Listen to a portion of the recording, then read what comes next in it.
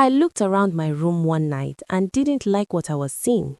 My box and bags were on the floor, nowhere to hang my clothes, and obviously I would need a wardrobe.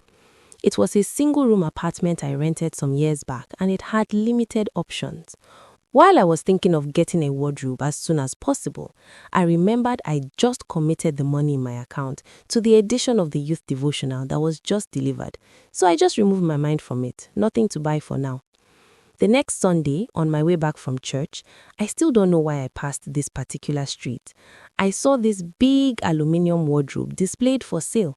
It was so beautiful, like 7 feet tall, double sliding doors, both mirrored. The inner part has compartments for clothes, shoes, and bags, exactly what I needed.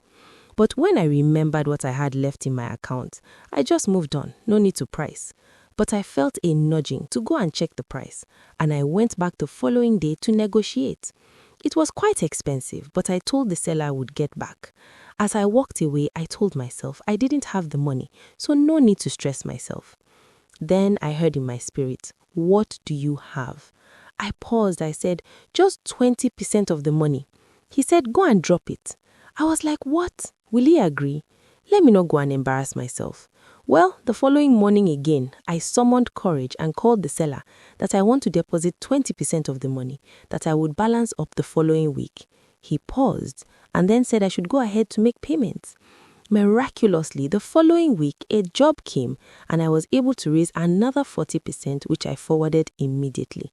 By the third week, I got another 20%, and by then I knew the rest would be a walkover. Fifth week, I called to inform him I am coming to balance up to carry the wardrobe, which I did. It was an amazing experience for me because it was my first time of pursuing a personal project by faith, and it worked. Not just once, but again and again, especially whenever I have a project to run, but with limited resources. This particular experience came to my mind today as I studied the book of John chapter 6, when Jesus asked Philip where they can buy food to feed the huge crowd gathered around him. Philip said, "Even if we worked for months, we wouldn't have enough money to feed them." John 6:7 NLT.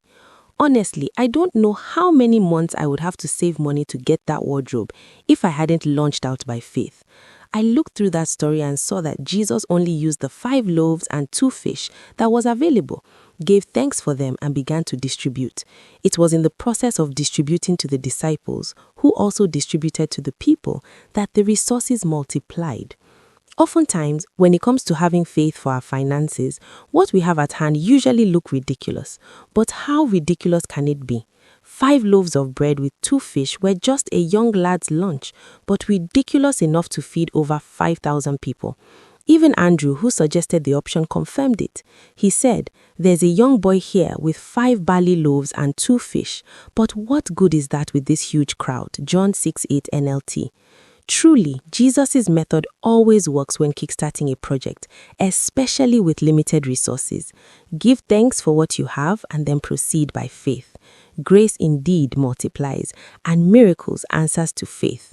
The abundance we are praying and waiting for is just one step of faith away from us, if only we can believe and step out.